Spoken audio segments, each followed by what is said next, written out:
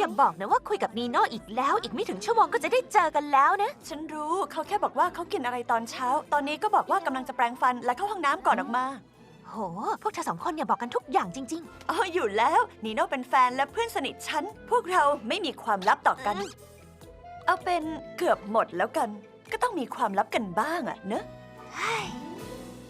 ทุกคนแล้วทุกคนเล่าทุกอย่างให้แฟนฟังหมดเลยไหมฉันเล่าให้ไอแวนฟังทุกอย่างแต่เขาจะไม่ค่อยพูดก็เถอะคือจะไม่ค่อยรู้เรื่องครอบครัวเขาแต่เดี๋ยวเขาก็บอกตุ๊กตาหมีของฉันแล้วพวกเธอล่ะฉันรู้สึกว่าเราเข้าใจกันและกันจริงฉันด้วยโชคดีจังแฟนฉันอยู่อีกซีกหนึ่งของโลกทำให้การคุยกันเป็นเรื่องยากแล้วทำยังไงล่ะวิดีโอคอลแล้วเธอกับคิมล่ะเป็นไงบ้างคือเรา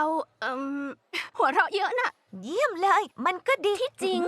ฉันกำลังกังวลอยู่เรื่องนึงนะคือเรายังไม่เคยจูบกันเลยจริงเหรอไม่ใช่แค่เรื่องจูบนะเขายังไม่เคยจับมือหรือบอกว่ารักฉันบางครั้งฉันก็สงสัยว่าเราคบกันจริงไหมรู้ไหมบางคู่ก็มีปัญหาเรื่องแบบนี้มีช่วงหนึ่งฉันกับเอเดรียนก็เป็นเหมือนกันคิมรู้หรือเปล่าว่าเธออยากจูบเธออาจจะต้องลองถามเขาดูมันไม่โรแมนติกเลยนะในเทพนิยายเจ้าหญิงไม่เห็นต้องบอกเจ้าชายเลยว่าเธออยากจูบแต่เทพนิยายก็แค่เรื่องแต่งอย่าเครียดเรื่องนี้มากนะถ้าเขาคือคนที่ใช่มันจะเกิดในเวลาที่ใช่เองใช่แล้วเอาย่าเดี๋ยวมันก็เกิดขึ้นตอนเวลาที่ใช่ถ้ามันไม่ใช่งั้นเพื่อนรักของเธอจะช่วยเองง่ายนิดเดียวเราจะช่วยออนดีนสร้างช่วงเวลาที่เหมาะกับจูบแรกตัวอย่างกรณีฉันเอเดรียนกำลังจะไปอยู่ลอนดอนตลอดกาลฉันเลยคว้าสกูตเตอร์แล้วรีบไปที่สนามบินฉันหยุดเขาก่อนที่เครื่องบินจะออกและในตอนนั้นเราก็ได้จูบกันเป็นครั้งแรกเธอก็ทำเหมือนกันไง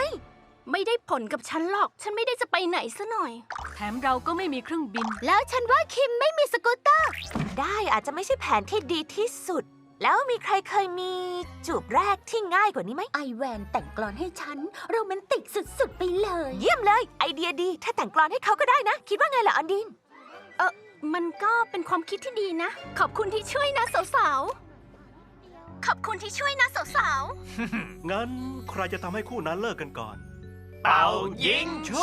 บคอนฉันเริ่มก่อน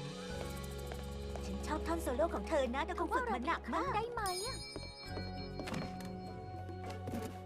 โห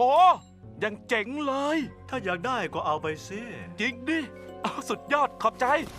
เพื่อเป็นการแลกเปลี่ยนนายต้องไม่คุยกับผู้หญิงจริงเหรอทำไมไม่ต้องรู้หรอกนะโอเคก็ตลกดีนะ